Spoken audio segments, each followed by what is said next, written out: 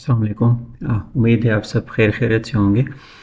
अच्छा, जो प्राइमरीरा P6 planning project planning and control का जो कोर्स का हमने सिलसिला शुरू किया था, उस सिलसिले में आज का तीसरा ये लेक्चर है और मैंने इसका एक अलग प्लेलिस्ट बनाया हुआ है ताकि आप लोगों को किसी भी तरह से प्रॉब्लम ना हो लेक्चर को देखने में, और एक अलग प्लेलिस्ट हो।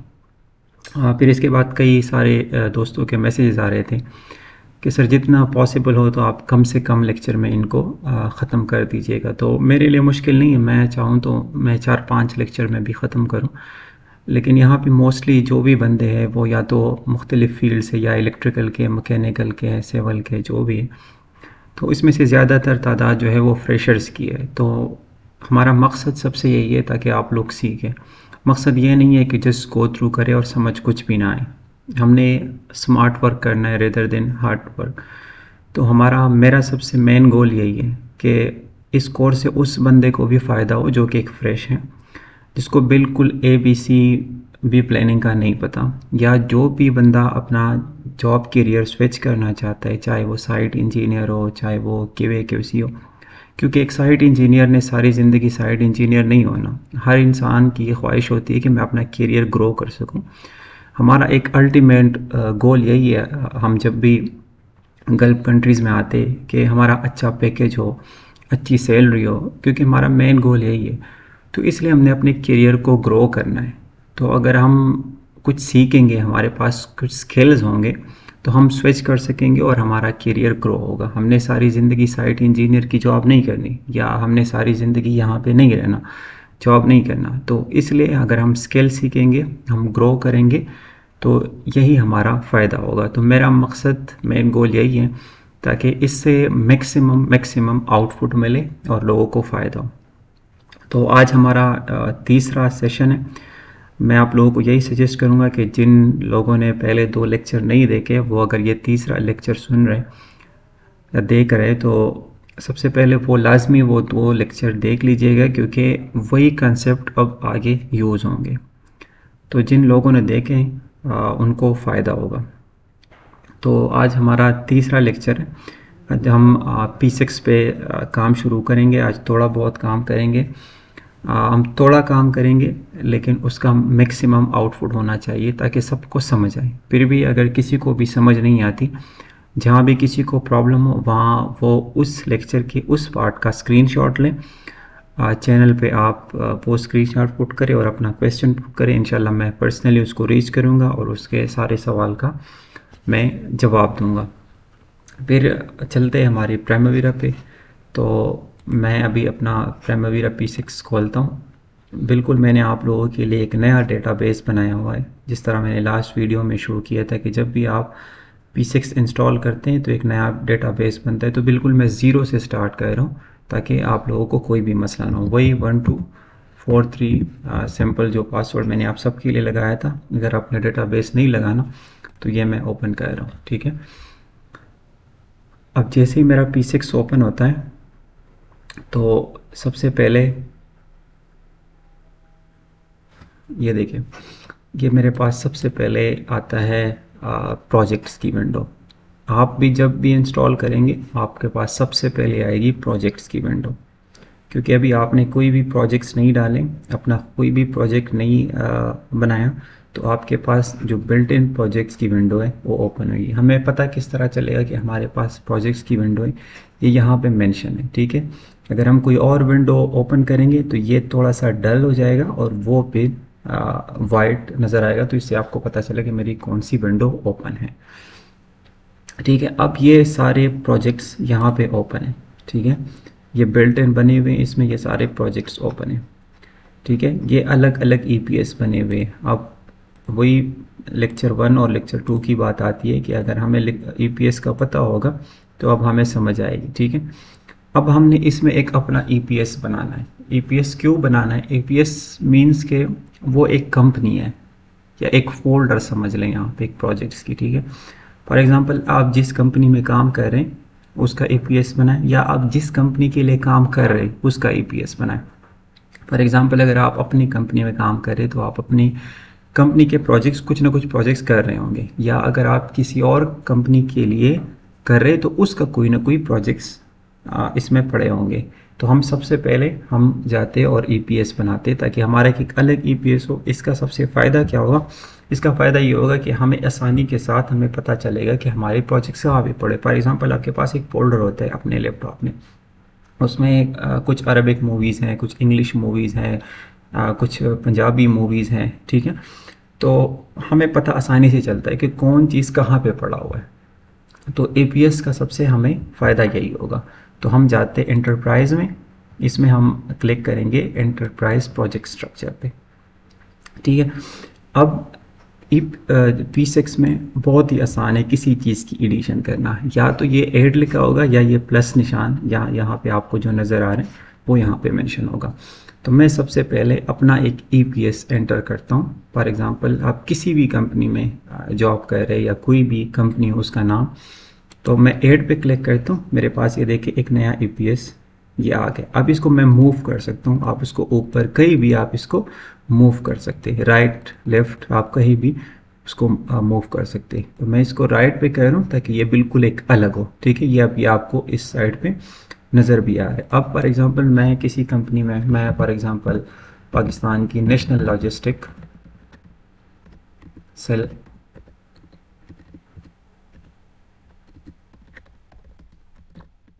नेशनल लॉजिस्टिक सेल जो है इस्लामाबाद या हेड ऑफिस, मैं उसमें काम कर रहा हूँ, तो मैं इसके ईपीएस में बना लेता हूँ, ठीक है। ईपीएस की आईडी है वो अपनी तरफ से एनएलसी में एंटर कर देता हूँ। तो ये मेरे पास जो है ये मेरे पास बन गया है ईपीएस, ठीक है। तो ये था हमारे पास ईपीएस। अगर इसके बाद अभी आपने इसके सब ईपीएस बनाने, फॉर एग्जांपल सब ईपीएस में अगर हम नेशनल लॉजिस्टिक सेल में काम कर रहे हैं और हमारे पास इसमें सिविल डिपार्टमेंट है, मैकेनिकल है, इलेक्ट्रिकल है, तो वो आप इसके अंदर सब टास्क में आप ऐड कर सकते हैं, ठीक है। ये मेरे पास ये ऐड हो गया, तो इसको मैं सिविल, इलेक्ट्रिकल कोई भी नाम मैं इसको दे सकता हूँ, ठीक है। जिसके अगर आप वो करना चाहते, सेपरेट करना चाहते हैं तो आप लेफ्ट पे क्लिक, लेकिन मैं इसके अंडर रखना चाहता हूँ तो मैं यहाँ पे ऐड कर देंगे। बट फिलहाल हमें ज़रूरत नहीं है, मैंने सिर्फ एक मेन कंपनी बनानी है क्योंकि हम एक प्रोजेक्ट को लेके चलेंगे। तो इसको मैं डिलीट कर देता हूँ। अब इसको डिलीट किस तरह करना, इस पर क्लिक करके यहाँ पे सिंपली यस कर दीजिएगा तो वो डिलीट हो जाएगा। और ये हमेशा याद रखिएगा कि आप जिस कंपनी में भी काम कर रहे हैं या जिस कॉन्ट्रैक्टर के लिए, जिस कंसल्टेंट के लिए, तो आपने हमेशा ये एपीएस अपनी कंपनी जनरेट करनी ताकि आपको प्रोजेक्ट ढूंढने में और प्रोजेक्ट करने में आसानी हो। शुरू शुरू में एक तो लेक्चर थोड़े से लेंथी हो गए, जो कि मैंने आप लोगों को पहले बताया था। हाँ, क्योंकि हम काफ़ी डिटेल्स के साथ हर चीज़ को डिस्कस करेंगे। दूसरा ये कि कभी कभी अगर मेरी साइड से कोई भी इंटरप्शन आती है या वॉइस में या वीडियो में, तो उस पर काइंडली कंप्रोमाइज़ कर दीजिएगा, क्योंकि मैं ऑफ़िस में होता हूँ और मैं ऑफ़िस के टाइम पे और वीडियो बनाता हूँ, मेरे पास कोई और टाइम नहीं होता घर में जाके। तो इसलिए कभी कोई बंदा आ जाता है, कोई किसी को कोई चीज़ चाहिए होती है, तो वो भी मैं साथ साथ कर रहा होता हूँ, तो उसके लिए मैं आपसे माजरत चाहता हूँ। अच्छा, अब अगर हम अब इसको देखें तो ये हमारा पास अपना ईपीएस जो हमारी कंपनी है वो बन गई। अभी अगर हम इसके डिटेल्स में देख लें तो यहाँ पे आपको ईपीएस की आईडी, ठीक है, और ईपीएस नेम जो भी आपने कंपनी बनाई है। अच्छा, रिस्पॉन्सिबल मैनेजर, इसको हम बाद में डिस्कस करेंगे। ये ओबीएस में आता है जो हमने पहले डिस्कस किया था। अब इसका हमने अगर चार्ट व्यू देखना है तो हम यहाँ पे किसी भी जगह पे राइट क्लिक करेंगे, ये हमारे पास इसकी चार्ट व्यू नज़र आती है, ठीक है। ये हमारे पास इसकी चार्ट व्यू, इसको हम जूम करेंगे, ठीक है। तो जो हमने अपना वो बनाया है, ईपीएस बनाया है, वो यहाँ पे नज़र आएगा, ठीक है। ये वाला है एनएलसी। अब ये जो है ऊपर सबसे पहले ये है हमारे पास जो आईडी है, ईपीएस आईडी, और ये हमारे पास कंपनी है, और ये हमारे पास जो है वो रिस्पॉन्सिबल पर्सन है एंटरप्राइज, क्योंकि यहाँ पे हमने अभी एंटर नहीं किया, जब हम एंटर करेंगे तो वो भी यहाँ पे शो हो जाएगा। ये जो हमारे पास है ये वाला, ठीक है, ये हमारे पास है ओबीएस, ठीक है। जो इस ये हमारे पास है ओबीएस, जो फॉर एग्जांपल रिस्पॉन्सिबल पर्सन कौन सा है, ये यहाँ से पिक करता है। तो इस पे हम बाद में डिस्कशन करेंगे। ये थी हमारे पास चार्ट विंडो, अगर हम इससे दोबारा अब दूसरे विंडो पे टेबल व्यू में जाना चाहते हैं तो हम अगेन राइट क्लिक करेंगे और ये हमारे पास टेबल व्यू है। अच्छा, एक बात हमेशा याद रखिएगा कि ये जिस नंबर पे होगा यहाँ पे, ठीक है, तो इस विंडो में, क्योंकि इस विंडो में वो भी यहाँ पे यही शो कर रहा होगा। फॉर एग्जांपल अगर इसमें ऊपर लेके जाना चाहता हूँ, ठीक है, तो ये अब ऊपर की तरफ फिर नज़र आएगा, ठीक है, लेकिन मेरे लिए ये ना नीचे ही ठीक है, तो मैं यहाँ पे इसको वो क्लोज़ कर देता हूँ। ये डिटेल्स अगर आपने देखनी तो आप यहाँ पे देख के, अगर आप इसको हटाना चाहते हैं तो हटा दीजिएगा, अगर आपने ये डिटेल्स देखनी है तो वापस डिटेल्स पे क्लिक करके तो ये हमारे पास वापस शो हो जाएगी, ठीक है। तो चले मैं इसको क्लोज़ करता हूँ। ये अब हमारे पास बन गया है हमारी कंपनी NLC, नेशनल लॉजिस्टिक सेल, जो भी हमारा EPS है। अच्छा, ये तो थी हमारी EPS मीन्स कि हमने एक कंपनी जनरेट की, हमने एक कंपनी बनाई, या हम जिस कंपनी में काम कर रहे या जिस कंपनी के लिए काम कर रहे हैं। मैं बड़े आसान लफ्ज़ में इसलिए आपको एक्सप्लेन कर रहा हूँ ताकि आप लोगों को हर चीज़ क्लियर हो, ताकि बाद में मसला ना हो। अच्छा, अब हमने जब कंपनी बनाई तो ज़ाहिरी बात है हम जिस कंपनी में काम कर रहे हो तो कोई ना कोई प्रोजेक्ट लेगी। अच्छा, तो जब हमारी कंपनी बन गई है, हमारा EPS बन गया, अब इसको मैं कंपनी इसलिए बोलता हूँ ताकि आप लोग कंफ्यूज ना हो EPS और कंपनी में, ठीक है। तो EPS या कंपनी ये हमारी जब बन गई तो इसके बाद जो हमारा अगला स्टेप है तो वो हमारा है कि हमने प्रोजेक्ट को जनरेट करना है, क्योंकि ज़ाहिरी बात है जिस कंपनी में आप काम कर रहे होगे या जिसके लिए कर रहे होंगे तो वो कोई ना कोई प्रोजेक्ट उठा रही होगी, तो वो हमने वो प्रोजेक्ट क्रिएट करने। अगर अच्छा सॉरी, अगर कोई आवाज़ में डबलिंग हो या कोई चीज़ मैं 2 दफ़ा रिपीट करूं तो उसका ये वजह है कि मैं ऑफिस में होता हूं तो किसी न किसी को कोई चीज़ रिक्वायर होती है या कोई काम होता है तो वो मैं साथ साथ कह रहा हूँ, मैं इसलिए वीडियो को स्टॉप कर देता हूँ। तो जब आपको पता है दरमियान में अगेन स्टार्ट करते हो तो समटाइम मैं भूल जाता हूँ कि मैंने कहाँ से स्टार्ट करना है, तो इस पर ज़रा कंप्रोमाइज़ कीजिएगा। लेकिन होप्स हो कि सब कुछ ठीक होगा। लेकिन जब भी कोई भी प्रॉब्लम हो, कोई भी मसला हो, तो जैसे कि मैंने पहले बता दिया कि आपने स्क्रीनशॉट लेना है, वो कमेंट में देना और इंशाल्लाह फिर उसको हम डिस्कस करेंगे। तो इसके बाद जो हमारा अगला स्टेप है, हमने ये करना है कि हमने इसमें प्रोजेक्ट को क्रिएट करना है। तो अच्छा, प्रोजेक्ट हम किस तरह क्रिएट करेंगे? हमारे पास 2 तरीके हैं प्रोजेक्ट के, 2-3 तरीके, लेकिन मैं सबसे ईजीएस्ट वे पे जाऊंगा ताकि जो भी फ्रेशर या जो भी आप लोगों को कोई भी मसला ना हो। तो हमने प्रोजेक्ट किस तरह क्रिएट करने, हमने यहाँ पे राइट क्लिक करना है, हमने ऐड पे दबाना है। तो जब जैसे हम ऐड पे क्लिक करते तो हमारा प्रोजेक्ट क्रिएशन स्टार्ट हो जाता है। दूसरा तरीका क्या है, इसको मैं कैंसिल करता हूँ, प्रोजेक्ट वापस चला गया। दूसरा तरीका ये है कि हमने अपने EPS पे क्लिक करना है, ठीक है, फिर हमने यहाँ पे बगैर अगर EPS पे क्लिक नहीं करेंगे तो यहाँ पे वो ऑप्शन नहीं आएगा। तो हमने EPS पे क्लिक करना है, जो भी कंपनी में जिस कंपनी के लिए हम प्रोजेक्ट कर रहे हैं तो हमने इस पे करना है। यहाँ पे ये जो प्लस का निशान आ रहा है ऐड का, हमने इस ऐड पे क्लिक करना है। जब भी हम ऐड पे क्लिक करते हैं तो हमारे पास ये वाली विंडो आती है। अब हमसे ये पूछ रहा है कि सेलेक्ट EPS, आप सेलेक्ट EPS कि किस कंपनी के लिए, कौन सी कंपनी के लिए आपने ये प्रोजेक्ट बना रहे हैं। तो हम यहाँ पे क्लिक करते तो हम इसमें ये सारे हमारे पास, अगर आपके पास कोई और कंपनी है, फॉर एग्जांपल FWO है, या फॉर एग्जांपल आपके पास फौजी फाउंडेशन है, या आपके पास कोई भी और कंपनी है, ZK भी है, वटेवर जो भी है, तो आप यहाँ पे वो आपने अगर क्रिएट की होगी तो आपको पास सारा शो होगा। लेकिन हमने फिलहाल सिर्फ नेशनल लॉजिस्टिक पे काम करने, क्योंकि आपके लिए मैंने इसी पे सारा ये कोर्स करना है, तो मैं इसी पे ही क्लिक करके, ठीक है, इसको मैं वो प्लस ऐड करूँगा तो हमारे पास वही वापस आ गया। फिर हमने इसके बाद नेक्स्ट करना है। जैसे नेक्स्ट करते हैं तो हमारे पास अब जो विंडो आती है वो आती है प्रोजेक्ट नेम की और आती है प्रोजेक्ट ID की। तो हमने अब प्रोजेक्ट ID कहाँ से लेना है और प्रोजेक्ट नेम कहाँ से लेना है। तो प्रोजेक्ट ID, जब भी आप कोई ना कोई प्रोजेक्ट पे काम कर रहे होते, जब भी आपको जिस लेवल पे भी हो, आप जूनियर इंजीनियर हो, आप सीनियर हो, जब भी आपको प्रोजेक्ट बनाने का कहा जाता है, अच्छा, जब हम इस लेवल पे पहुंचते हैं, जब जहाँ पे हमने प्रोजेक्ट ID एंटर करनी है और प्रोजेक्ट नेम, तो बीइंग अगर आप जूनियर इंजीनियर है या सीनियर है तो आप जिस पोजीशन पे भी काम कर रहे होते हैं आपको प्रोजेक्ट डॉक्यूमेंट प्रोवाइड कर दिया जाता है। तो ये चीज़ें जो है प्रोजेक्ट ID और प्रोजेक्ट नेम प्रोजेक्ट डॉक्यूमेंट में सारा कुछ अवेलेबल होता है। मैं आप लोगों के साथ शेयर करता हूँ कि कहाँ पे ये अवेलेबल होता है। तो ये फॉर एग्जांपल मेरे पास एक प्रोजेक्ट है और ये उसका जो टेंडर डॉक्यूमेंट्स हैं, तो मैं आपको वही से दिखा देता हूँ। ये आप देख लीजिए, ठीक है। सबसे पहले पेज पे ये अरबी में है, बट मैं जस्ट आपको सिर्फ एग्जांपल दे रहा हूँ। तो ये सारा प्रोजेक्ट नेम वगैरह सारा, अगर ये किसी को चाहिए भी टेंडर डॉक्यूमेंट्स है यहाँ सऊदी के, तो मैं उनको प्रोवाइड कर देता हूँ, मेरे पास काफ़ी सारे अवेलेबल है।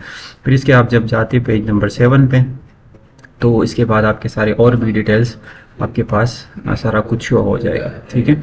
अगर यहीं से आप नहीं देखना चाहते तो आप लोगों के पास ड्राइंग होगी, ठीक है, वो वहाँ से भी आपको दिखाता है कि आप लोगों को सारा कुछ क्लियर हो।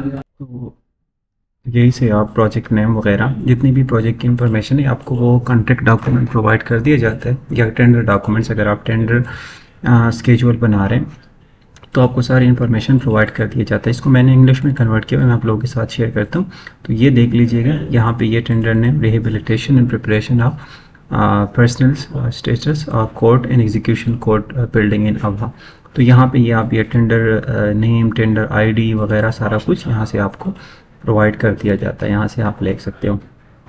फिर अगर प्रोजेक्ट नेम की बात करें तो टेंडर डॉक्यूमेंट में अवेलेबल होता है, और अगर टेंडर डॉक्यूमेंट में अवेलेबल ना हो तो आप वहाँ से, अगर आप शॉर्टकट करना चाहते हैं तो आप ड्राइंग में भी जाके, जो भी आपके पास ड्राइंग, तो ड्राइंग में इस सेक्शन में, ये मैंने स्क्रीनशॉट लिया हुआ है क्योंकि मेरे पास ऑटोकैड नहीं चल रहा था, कुछ प्रॉब्लम आ रही थी, तो मैंने स्क्रीनशॉट लिया हुआ था यहाँ से। तो ये आप यहाँ से भी प्रोजेक्ट आईडी, प्रोजेक्ट नेम वगैरह सारा कुछ यहाँ से भी आप ले सकते हैं, ठीक है। इसके बाद हम आते हैं अपने P6 पे।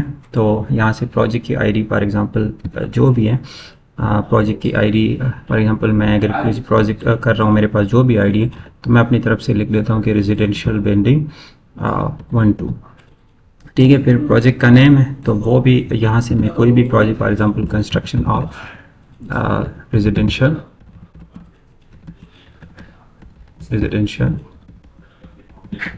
बिल्डिंग, मैं क्योंकि आसान प्रोजेक्ट को लेके चल रहा हूँ ताकि सबको आसानी हो, क्योंकि अगर कम्प्लेक्स मैकेनिकल को चलूँगा तो वहाँ पे सिविल वाले को मसला आएगा, इलेक्ट्रिकल को चलूँगा तो वो फिर सिविल या मैकेनिकल वाले को मसला आएगा। तो मैं चाहता हूँ कि मैं एक यूनिवर्सल प्रोजेक्ट पे काम करूँ जो सबके लिए इक्वल हो, मतलब जिसमें मैकेनिकल वालों के लिए भी हो, इलेक्ट्रिकल वालों के लिए भी हो, तो सबके लिए इक्वल अपॉर्चुनिटी अवेलेबल हो। फिर इसके बाद जैसे मैंने नेक्स्ट कर देना, अब यहाँ पे बात आती है प्रोजेक्ट प्लान स्टार्ट और मस्ट फिनिश बाय। तो अब प्रोजेक्ट प्लान स्टार्ट हमने कहाँ से लेना है? प्रोजेक्ट प्लान स्टार्ट हमारा जो कॉन्ट्रैक्ट डॉक्यूमेंट है वहाँ पे मेंशन होता है कि हमने प्रोजेक्ट कब से, वहाँ पे मेंशन होता है। प्रोजेक्ट प्लान स्टार्ट तो नहीं मेंशन होता, आपने ध्यान रखना है, वहाँ पे आप लिखा होता है स्टार्ट डेट, या आपने वहाँ पे लिखा होता है कमिसमेंट डेट, ठीक है। तो वहाँ से आपने ये डेट उठा के यहाँ पे एंटर कर देना। फॉर एग्जांपल अभी मैं अगर प्रोजेक्ट प्लान स्टार्ट है, मैं अगर शुरू करूँ, आज 20 नवंबर है, यहाँ पे जब भी आप P6 पे काम कर रहे होते तो आपको आज की डेट जो होती है वो आपके पास मेंशन होती है, ठीक है। तो मैं फॉर एग्जांपल अगर मैं 1 दिसंबर से स्टार्ट कर रहा हूँ तो यहाँ पे क्लिक करके मैंने ओके कर देना। अच्छा, फिर इसके बाद मस्ट फिनिश डेट आता है। तो हम जब भी कभी भी प्रोजेक्ट बनाएंगे तो हम कभी भी मस्ट फिनिश डेट एंटर नहीं करते, ठीक है। ये आपके इंटरव्यू के क्वेश्चन भी साथ साथ क्लियर होंगे। सबसे पहले तो आपने ये याद रखना है कि हमने कभी भी मस्ट फिनिश डेट, कोई भी प्रोजेक्ट आप बना रहे हो, किसी भी लेवल पे बना रहे हो, तो आपने मस्ट फिनिश डेट कभी भी नहीं लगाना। अच्छा, इसकी लॉजिक क्या है, इसका रीज़न क्या, ये भी एक इंटरव्यू का क्वेश्चन है। इसका लॉजिक ये है और रीज़न ये है कि हम जो अपना प्रोजेक्ट बनाते हैं हम एक फॉरवर्ड मेथड पे बनाते हैं, ठीक है। अगर किसी इंटरव्यूअर ने आपसे पूछा कि हम क्यों मस्ट फिनिश डेट नहीं लगाते, तो आपने सिंपल आंसर करना है कि I want to schedule the project in a forward method, ठीक है। एक ये आंसर होगा। दूसरा ये कि जब भी हम अगर फॉर एग्जांपल जब हम करेंगे तो हम फिर हमें फर्दर प्रैक्टिकल भी इसको प्रूव भी करेंगे, लेकिन जब भी हम अगर मस्ट फिनिश डेट एंटर करते हैं, फॉर एग्जांपल हमने प्रोजेक्ट को ख़त्म करना है 25 नवंबर को, ठीक है। तो अगर हम मस्ट फिनिश डेट वही 25 नवंबर एंटर करते हैं और फ़र्ज़ करें अगर हमारा प्रोजेक्ट जो है वो 20 नवंबर को ख़त्म हो गया, मतलब 5 दिन पहले ख़त्म हो गया, तो जितने भी हमारे पास एक्टिविटीज़ है वो सारी नॉन CPM बन जाती है। Non CPM means non critical बन जाती है। तो हमारा P6 का असल मकसद यही होता है कि हमें पता चले कि हमारी कौन सी एक्टिविटीज़ क्रिटिकल है, कौन सी एक्टिविटी हमारी नॉन क्रिटिकल, मतलब किन एक्टिविटी की वजह से हमारा प्रोजेक्ट, अगर वो एक्टिविटी लेट होंगे तो उनसे पूरे प्रोजेक्ट पे इफेक्ट पड़ेगा, वो होती है क्रिटिकल। अगर जिनकी वजह से इफेक्ट नहीं पड़ता, अगर वो कुछ दिन के लिए लेट भी हो जाए तो वो होती है नॉन क्रिटिकल। तो फिर हमें पता ये नहीं चलता कि कौन सी हमारा वो पाथ जो है वो क्रिटिकल है, कौन सी एक्टिविटीज़ क्रिटिकल है, कौन सी एक्टिविटी क्रिटिकल नहीं है। तो ये आंसर भी हम दे सकते हैं। तो इसलिए हमें फिर हमारी सारी एक्टिविटी क्योंकि नॉन क्रिटिकल हो जाती, तो इसलिए हम मस्ट फिनिश स्टेट कभी भी नहीं लगाते। ये हुआ मस्ट फिनिश स्टेट का आंसर। इसके बाद आपने जब भी प्रोजेक्ट प्लान स्टेट एंटर करना है, हाँ अगर हमारे पास प्लान स्टार्ट हो ही ना, हमारे पास मेंशन ही ना हो, तो उस सूरत में हमने क्या करना है, उस सूरत में फॉर एग्जांपल अगर आज की डेट है 20 नवंबर और हमारे पास नहीं हो, तो आपने 15 दिन बाद का प्रोजेक्ट प्लान स्टार्ट लेना है। फॉर एग्जांपल आज 20 नवंबर है, तो आपने 5 दिसंबर का प्रोजेक्ट प्लान स्टार्ट लेना है। मैं चले 5 दिसंबर ही कर देता हूँ ताकि आप लोगों के लिए आसानी हो, ठीक है। तो 5 दिसंबर कर देता हूँ, वो फ्राइडे बनता है तो मैं 6 कर देता हूँ, ठीक है। तो आपने 15 दिन बाद का लेना। अब अगर फॉर एग्जांपल आप 5 दिसंबर पे हो, आज की डेट हो, डेटा डेट हो, ठीक है, और आपको पता नहीं, तो आपने फिर 20 दिसंबर को आपने सेलेक्ट कर देना है। इसके बाद आपने नेक्स्ट पे क्लिक करना है। नेक्स्ट के बाद आपने रिस्पॉन्सिबल मैनेजर, वही जो आपके पास OPS होता है, ऑर्गेनाइजेशनल ब्रेकडाउन स्ट्रक्चर। अब इसके बाद वो हम बनाएंगे क्योंकि हमने बनाया नहीं है, ठीक है, तो हमारे पास वो अभी है नहीं अपनी कंपनी की, तो हम जब बनाएंगे तो आपको पता चल जाएगा। फिलहाल मैं इसको ऐसी नेक्स्ट कर देता हूँ। यहाँ पे जब रेट की टाइप आती है तो स्टैंडर्ड रेट हमेशा आपने, यहाँ पे काफ़ी सारे enter external internal price per unit, but हमेशा आपने यहाँ पे स्टैंडर्ड रेट रखना है, इसको कभी भी चेंज नहीं करना और नेक्स्ट पे क्लिक करना है। तो इसके बाद जब भी आप ये कर लेते हैं तो आपका प्रोजेक्ट बन जाता है। ये आपके सामने आता है, congratulation you have new project created. तो जैसे आप फिनिश पे क्लिक करते हैं तो आपके पास एक प्रोजेक्ट बन गया और ये यहाँ पे आपके पास अभी प्रोजेक्ट नज़र आ रहा है। अभी आप इसको मिनिमाइज करेंगे तो ये क्लोज हो जाएगा। जब भी आप इसको वो करेंगे तो आपके पास प्रोजेक्ट नज़र आएगा। अब जितने भी आप प्रोजेक्ट्स बनाएंगे नेशनल लॉजिस्टिक्स के इस EPS में, इस कंपनी में, तो आपके पास सारे वो इधर ही शो होंगे। अच्छा, तो ये हमारे पास प्रोजेक्ट तो बन गया, ठीक है। अब जब प्रोजेक्ट बन गया तो हम डिस्कस करेंगे पूरा प्रोजेक्ट, ठीक है, और वो गल्फ रीजन के लिहाज, क्योंकि पाकिस्तान के लिए अगर आपको गल्फ रीजन के बेस पे आता है प्रोजेक्ट, तो आप पाकिस्तान में अगर आप काम कर रहे होंगे या किसी भी कंट्री में तो आप कर लेंगे, कोई मसला नहीं होता। क्योंकि पाकिस्तान में मोस्टली होता है क्या है कि वहाँ पे प्रोजेक्ट डायरेक्ट कंस्ट्रक्शन से स्टार्ट करते हैं। फॉर एग्जांपल अगर कंस्ट्रक्शन की पहली एक्टिविटी एक्सकेवेशन है तो वहाँ से प्रोजेक्ट को लेके चलते हैं। यहाँ पे ऐसे नहीं होता। दुबई या सऊदी में या कतर में जब आप प्रोजेक्ट करते हैं तो वहाँ पे होती है EPC, ठीक है। वहाँ सब प्रोजेक्ट्स में वहाँ पे इंजीनियरिंग को भी डिस्कस करते हैं। इंजीनियरिंग मींस डिज़ाइन, ठीक है। फिर इसके बाद प्रोक्योरमेंट पे होता है, तो और इसके बाद कंस्ट्रक्शन पे होते हैं। तो वो सारी एक्टिविटी इंजीनियरिंग की एक्टिविटीज़ भी डालते हैं स्केड्यूल में, फिर प्रोक्योरमेंट की भी डालते हैं, फिर कंस्ट्रक्शन की भी डालते हैं। उसको कहते हैं EPC, ठीक है। एक APC होता है, एक APCC होता है, engineering, procurement, construction and commissioning, ठीक है। तो ये सारा कुछ हम डिस्कस करेंगे इंशाल्लाह। हम इंजीनियरिंग को भी कवर करेंगे, प्रोक्योरमेंट को भी कवर करेंगे, किस तरह उनकी एक्टिविटीज़ को ट्रैक करना है, किस तरह इंजीनियरिंग की कर्व्स बनती है, किस तरह प्रोक्योरमेंट की कर्व्स बनती है, फिर किस तरह कंस्ट्रक्शन की कर्व्स बनती है। तो वो सारा कुछ हम डिस्कस करेंगे। अच्छा, जब जैसे ही प्रोजेक्ट बनता है इसके बाद हमने अब बनाना है OBS, एक कंपनी का जो ऑर्गेनाइजेशन का एक ब्रेक डाउन स्ट्रक्चर होता है, जो कि हमने लेक्चर 1 और लेक्चर 2 में डिस्कस किया। ये अगर आप ना भी बनाएं तो इसका कोई प्रोजेक्ट पे असर नहीं आता, बट कुछ क्लाइंट मांगते, कुछ क्लाइंट कहते हैं कि भाई मुझे ऑर्गेनाइजेशन जो ब्रेक डाउन है आपका, जिसमें जो जो बंदे काम करें उसका मुझे एक स्ट्रक्चर प्रोवाइड कर दे, उसका मुझे चार्ट प्रोवाइड कर दीजिएगा। तो हमने वो किस तरह बनाना है, अब चलते हैं हम इसके बाद हम जाते एंटरप्राइज पे, ठीक है। यहाँ पे हमने EPS बनाया था, इसकी जब नीचे आप आते हो, ठीक है, तो यहाँ पे ये लिखा होता है OBS, ठीक है। जैसे हम OBS पे क्लिक करते हैं तो ये हमारे पास सारा कुछ नज़र आ रहा है, ठीक है। अब ये जो है हमारे पास, ठीक है, ये अगर आप इसको मैक्सिमाइज़ करें, इसे रखना चाहते हैं रख दीजिएगा, इसको डिलीट कर देना है, ठीक है। तो ये आप सारा कुछ ये सेलेक्ट करके, ठीक है, आप उसको कंट्रोल का बटन दबा के आप इसको सबको डिलीट भी कर सकते हैं, ठीक है।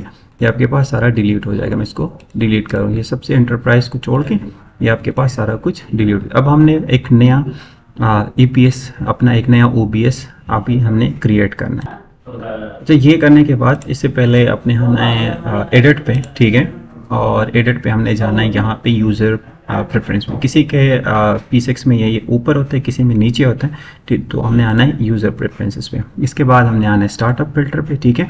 अच्छा, कुछ बंदों के ये जो पॉइंट्स है यहाँ पे लगे होंगे, ठीक है। तो हमने सबसे पहले इसको ये करना है और फिर हमने क्लोज करना है। अच्छा, एक बात हमेशा याद रखिएगा कि P6 में सेव नहीं होता, मतलब जहाँ जिस तरह हम एक्सेल में कहते हैं तो हम कंट्रोल एस को क्लिक करके सेव कर लेते हैं। अब जहाँ पे यहाँ P6 में जो भी चेंज आप करते हैं, आप इसको क्लोज भी करते हैं तो वो चीज़ ऑटोमेटिकली सेव हो जाती है। ठीक है, तो ये करने के बाद हमने अगेन जाना है OBS। तो इसके बाद जब भी हम वो सेटिंग कर लेते हैं तो इसके बाद हमने बनाना है OBS। ठीक है, तो फिर हमने अगेन एंटरप्राइज में आना है, OBS में जाना है। अरे जब भी आप पहले इंस्टॉल कर रहे होते तो आप सबके पास, जिस तरह मेरे पास एंटरप्राइज शो हो रहा है तो इस तरह आप लोगों के पास भी एंटरप्राइज शो हो रहा है।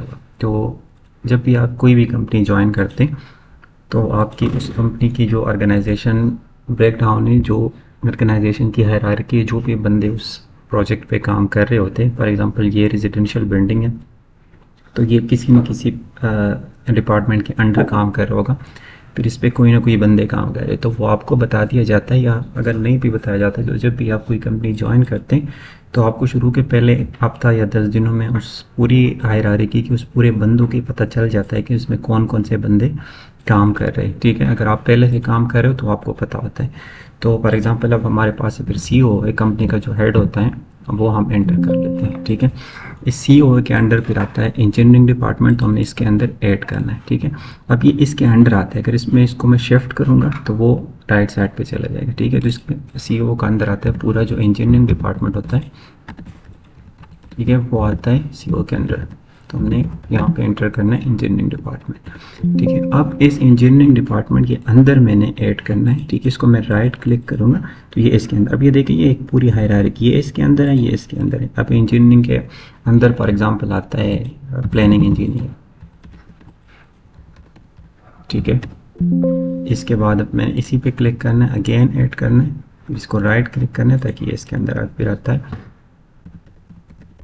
प्रोजेक्ट मैनेजर, फिर इसके अंदर आता है, इसको फिर अगेन क्लिक करना है राइट पे, कंस्ट्रक्शन मैनेजर।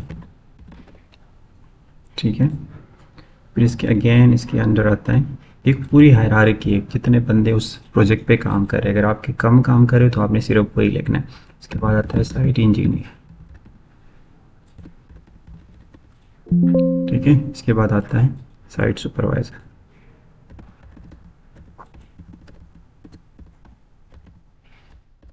ठीक है, अब इसके बाद CEO के अंडर आता है, फॉर एग्जांपल हमारे पास एक और डिपार्टमेंट है, वो है प्रोक्योरमेंट डिपार्टमेंट। ठीक है, इसको मैं स्क्रीन पे शिफ्ट करता हूँ। अब ये इस इंजीनियरिंग के अंडर नहीं है, ये इस डायरेक्टली अगर आप और करेंगे तो ये इस CEO के अंदर आता है। फॉर एग्जांपल हमारे पास है प्रोक्योरमेंट डिपार्टमेंट। ठीक है, अब इसके अंदर फिर हमने इसको राइट पे क्लिक करना, इसके अंदर अब आता है प्रोक्योरमेंट मैनेजर। ठीक है,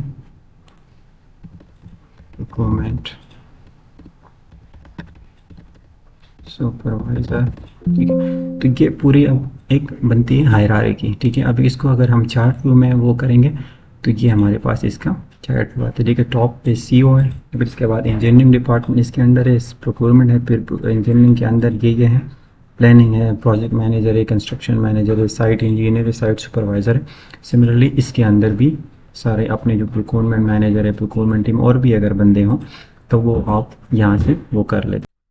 इसका अगर आप कलर वगैरह या इसके फॉन्ट्स वगैरह स्टाइल चेंज करना चाहते हैं तो आप अगेन यहाँ पे राइट क्लिक करके चार्ट फॉन्ट में जाए तो यहाँ से इसका वो कलर वगैरह आप इसको चेंज कर सकते हैं। ठीक है, कोई भी कलर आप इसको ये दे सकते हैं। फिर इसके फॉन्ट्स वगैरह वो भी चेंज करना है तो आप इसको बोल्ड कर सकते हैं। ठीक है, आप इसको जितना आप इसको वर्क करेंगे, जितना आप इस पर मेहनत करेंगे तो ये प्रोफेशनल। इसका अब अगर आपने प्रिंट लेना है, ठीक है, फॉर एग्जांपल क्लाइंट कहता है कि मुझे इसका प्रिंट चाहिए इस चार्ट का, तो आपने यहाँ पे क्लिक करना है। ठीक है, यहाँ पे क्लिक करके आपने जाना है प्रिंट प्रीव्यू पे। ठीक है, अच्छा प्रिंट प्रीव्यू पे जाना है तो आप फॉर एग्जांपल कुछ क्लाइंट्स कहते हैं कि मैंने बड़ा शार्ट सा बनाया हुआ, आप इसको लॉन्ग वगैरह बना सकते हैं कुछ, या यहाँ पे आपका प्रोजेक्ट नेम नज़र आ रहा है, यहाँ पे वो डेट वगैरह कुछ क्लाइंट कहते हैं कि मुझे यहाँ पे जो है वो कंपनी का लोगो वगैरह चाहिए या कुछ और लिखना है, तो वो आप यहाँ पे जाके इसकी जो स्केलिंग वगैरह शो पेज सेटअप, यहाँ पे जाके आपने हेडर पे जाना है। ये जो सेक्शन ये 1 2 3, ठीक है, ये डिवाइड इनटू 3 सेक्शन। आप इसको 2 भी कर सकते हैं, अब 2 करेंगे तो 2 हो जाएगा। यहाँ पे वो प्रोजेक्ट का नेम नज़र आ रहा है। यहाँ पे अगर आपने सेकंड उस पर लोगो वो करना है तो आप पिक्चर पे क्लिक करें, या आपने कोई लोगो वगैरह डालनी है, ठीक है, तो आप यहाँ लोगो पे क्लिक कर सकते हैं। फॉर एग्जांपल मैं पिक्चर पे क्लिक करता हूँ, यहाँ से मैं ब्राउज़ करता हूँ, मेरे पास अगर डेस्कटॉप पे कोई पिक्चर होगी किसी क्लाइंट वगैरह की, तो मैं यहाँ पे वो फॉर एग्जांपल मैं अब यहाँ पे अपनी जो पिक्चर है, ये फॉर एग्जांपल एक क्लाइंट की पिक्चर है, मैं वहाँ पे ये पेस्ट करना चाहता हूँ। ओके किया तो ये मेरे पास ये क्लाइंट की पिक्चर यहाँ पे शो होगी, और इसकी आप वो प्रिंट कर सकते हैं। इसकी जो भी सेटिंग है, ठीक है, वो आप यहाँ से कर सकते हैं। एडजस्ट टू आपने किसी पेज पे प्रिंट करना है तो वो आप यहाँ से सेलेक्ट कर सकते हैं। इसके बाद आपने OBS बनाया, आप प्रोजेक्ट क्रिएट किया, प्रोजेक्ट की OBS का प्रिंट प्रीव्यू वगैरह लेके सारा कुछ। अब इसके बाद इसके हमने क्लोज करना है। अब जिस प्रोजेक्ट पे हमने काम करना है, फॉर एग्जांपल जो भी प्रोजेक्ट हमने कॉल है कंस्ट्रक्शन ऑफ रेजिडेंशियल बिल्डिंग, हमने इसको ओपन करना है, ठीक है, हमने इसको राइट क्लिक किया, ओपन प्रोजेक्ट किया, तो ये हमारे पास प्रोजेक्ट ओपन हो गया। अब ये हमारे पास एक्टिविटीज़ विंडो है। ये हमारे पास जो पहले थी वो प्रोजेक्ट विंडो थी, ठीक है। अब ये हमारे पास जो है वो ये है एक्टिविटीज विंडो। अब अगर मैं इसको मिनिमाइज करता हूँ तो इस प्रोजेक्ट को आप देखें ये क्लोज है, और इसके अगर ये बॉक्स को देखें तो ये ओपन है। तो इससे यहाँ से आपको पता चलता है कि कौन सा प्रोजेक्ट पे मैं अभी इस वक्त काम कर रहा हूँ, जो भी मेरे पास वो ओपन है। अच्छा, अब जब नेक्स्ट टाइम आप P6 को जब भी ओपन करेंगे तो आपके पास डायरेक्टली जो है वो एक्टिविटीज विंडो ओपन होगी। एक्टिविटी हमेशा एंडो क्यों ओपन होती है वो आपको मैंने पहले बता दिया कि हम मतलब 90 to 95% हम वर्क सारा एक्टिविटी विंडो पे करते हैं, चाहे वो स्टेटस अपडेट हो, चाहे वो प्रोग्रेस हो, चाहे स्केजुअल करना हो, जो भी हो, मोस्टली हम काम यहाँ पे एक्टिविटीज़ विंडो में ओपन करते हैं। अब यहाँ पे मेरे पास 2 विंडो शो हो रही है, एक एक्टिविटी की, एक प्रोजेक्ट की। अब जो भी ओपन है तो वो थोड़ा सा अगर आप देख लीजिएगा यहाँ पे हल्का सा वाइट शो हो रहा है, यहाँ पे ये थोड़ा सा ग्रे, तो ये अभी हमारे पास एक्टिविटी विंडो ओपन है। तो ये हमारे पास सब जो एक्टिविटीज़ विंडो हमारे पास ये ओपन है। अब ये वाला जो साइड है इस पे हमारे पास ये एक्टिविटीज़ विंडो है, यहाँ पे हमारी सारी एक्टिविटीज़ जो शो होगी, ठीक है। ये वाला साइड जो है यहाँ पे हमारे पास जो भी चार्ट्स होते हैं, गैंट चार्ट जिसको कहते हैं, ये हमारे पास यहाँ पे शो होगी। अब हम अगेन चलते हैं प्रोजेक्ट विंडो पे, जो भी हमारा प्रोजेक्ट ओपन है हम इसी पे क्लिक करते हैं तो ये हमारे पास ये प्रोजेक्ट की सारी डिटेल आपके पास शो हो रही होंगी कि रिस्पॉन्सिबल मैनेजर आपका कौन सा है, प्रोजेक्ट ID कौन सी है। अब फॉर एग्जांपल अगर प्रोजेक्ट ID आप रीनेम करना चाहते हैं, कोई भी गलती 1 2 की जगह मैं 3 कर देता हूँ, तो आप यहाँ पे लिख दीजिएगा तो वो रीनेम हो जाएगी। फिर इसके बाद है प्रोजेक्ट स्टेटस है, अगर आप इसको एक्टिव रखना चाहते हैं तो एक्टिव है। फॉर एग्जांपल इसमें मैं अभी काम कर रहा हूँ, अगर आप इसको इनएक्टिव करेंगे तो ये सारा कुछ जो है आपके पास ये एडिटेबल इनएक्टिव हो जाएगा, मतलब ये आपको शो करेगा कि इस प्रोजेक्ट पे मैं अभी काम नहीं कर रहा हूँ। तो फिलहाल मैं इसको एक्टिव कर देता हूँ। फिर इसके बाद है वो प्लान, फॉर एग्जांपल ये प्रोजेक्ट प्लान है, या अभी हम इसको एक्टिव या इस पे काम कर रहे हैं या प्लानिंग स्टेज पे हैं। फिर इसमें एक आता है वर्ट टाइप सिनारियो, फॉर एग्जांपल अगर हमारे पास ये होता है तो फिर क्या करेंगे, जिस तरह एक कंटिजेंसी प्लान होता है प्रोजेक्ट में, फॉर एग्जांपल अगर हमारे पास लेबर छोड़ के चले जाते या कोई भी मिटिगेशन प्लान हो या कोई भी अनफॉर्सिन सिचुएशन आता है तो हम उस सूरत में क्या करेंगे, तो उसके लिए ये यूज़ होता है, बट बहुत रेयरली यूज़ होता है, ठीक है। तो हम इसको पहला एक्टिव पे रखेंगे। फिर चेक इन स्टेटस है, चेक आउट स्टेटस है, जिस तरह हम ऑफिस में आते सुबह पेंगर लगा के आते हैं तो वहाँ पे लिखा होता है चेक इन चेक आउट, तो इसलिए अगर हम चेक इन पे करेंगे तो इसका मतलब ये कि हमारे पास सारे प्रोजेक्ट ओपन है, चेक आउट होंगे तो ये सारा कुछ हमारे पास डल हो जाएगा। फॉर एग्जांपल ये क्या देखो आपको कहते हैं कि द चेंजेस विल बी, अगर आप यस पे क्लिक करेंगे तो ये आपके पास इसमें ये आपको नज़र आ रहा होगा कि चेक 20 तारीख को आपने इस पे काम किया था, चेकआउट किया था। फिर जब आप फॉर एग्जांपल 25 नवंबर को वापस आएंगे और इसको चेक इन करेंगे तो ये आपको पास शो कर रहा होगा कि अगेन आपको कहते हैं कि डू यू वांट, तो आपके पास। फिर अगर आपने रिस्पॉन्सिबल मैनेजर है, जो भी आपने बनाए थे अपना OBS engineering department project manager, for example अभी जब हम फर्दर काम करेंगे अगर एक WBS है फॉर एग्जांपल या एक एक्टिविटी वो किसी को आप असाइन करना चाहते हैं या पूरा प्रोजेक्ट किसी को असाइन करना चाहते हैं तो यहाँ से फॉर एग्जांपल अब मैं CEO की जगह प्रोजेक्ट मैनेजर को करता हूँ तो यहाँ पे देखो मेरे पास ये चेंज हो गया प्रोजेक्ट मैनेजर में। तो ये हो गया जर्नल पेज के बारे में जो कि है हमारे पास जर्नल सेक्शन। अच्छा, इसके बाद मैं आपके पास आप लोगों के साथ एक इम्पॉर्टेंट चीज़ शेयर करना चाहता हूँ कि P6 में हमारे पास एक ग्राफ बनता है। P6 में हमारे पास एक ग्राफ होता है जिसमें 3 किस्म की लाइंस होती है। मैं आपको सिंपल वर्ड्स में बता रहा हूँ। फॉर एग्ज़ाम्पल ये हमारे पास एक ओरिजिन बनता है, ठीक है। सॉरी, मैं इसको वो कर देता कि आप लोगों को कंफ्यूजन ना हो, ठीक है। ये हमारे पास फॉर एग्ज़ाम्पल ये एक्सेस है, हमारे पास ये वाई एक्सेस है, ठीक है। और ये हमारे पास वो एक्स एक्सेस है, ये हमारे पास एक्स एक्सेस है, ये हमारे पास वाई। इसमें 3 किस्म की हमारे पास लाइंस होती हैं, हमेशा P6 में यूज़ होंगे, तो इसलिए मैं आपको पहले ही बता देता हूँ ताकि आप लोगों का सारा कुछ क्लियर हो, ठीक है। एक हमारे पास होती है येलो, ठीक है, एक येलो लाइन होती है। फिर इसके बाद हमारे पास होती है, एक होती है ग्रीन, ठीक है, और एक होते हैं हमारे पास ब्लू, ठीक है। अब ये जो येलो है हमारे पास, ये शो करते हैं, ये जो हमारे पास येलो है, ठीक है, ये हमारे पास शो करता है बजटेड यूनिट्स को, जितने हमारे पास प्लेन यूनिट्स हैं, ठीक है, ये हमारे पास बजटेड यूनिट्स को शो करते हैं। फिर इसके बाद जो हमारे पास ग्रीन है, ये हमारे शो करते हैं रिमेनिंग यूनिट्स को, रिमेनिंग, ठीक है, कितने हमारे पास रिमेनिंग है, ये हमारे पास रिमेनिंग को शो करते हैं। ये बाद में हम डिस्कस करेंगे, लेकिन सिर्फ आपको ग्राफ का पता होना चाहिए। फिर इसके बाद हमारे पास जो ब्लू है वो हमारे पास शो करते हैं एक्चुअल को, ठीक है, ये हमारे पास हमेशा शो करेंगे एक्चुअल यूनिट्स को, ठीक है। तो आपको ये ग्राफ का पता होना चाहिए कि हमारे पास क्या है। तो ब्लू शो करते हैं बजटेड यूनिट्स को, येलो, और जो ब्लू है वो एक्चुअल को हमेशा शो करेंगे, और जो ग्रीन है वो हमेशा शो करेंगे रिमेनिंग यूनिट्स को। तो इसका आपको ये पता होना चाहिए। अच्छा, इसके बाद हमारे पास आता है ये प्रोजेक्ट लेवलिंग प्रायोरिटी।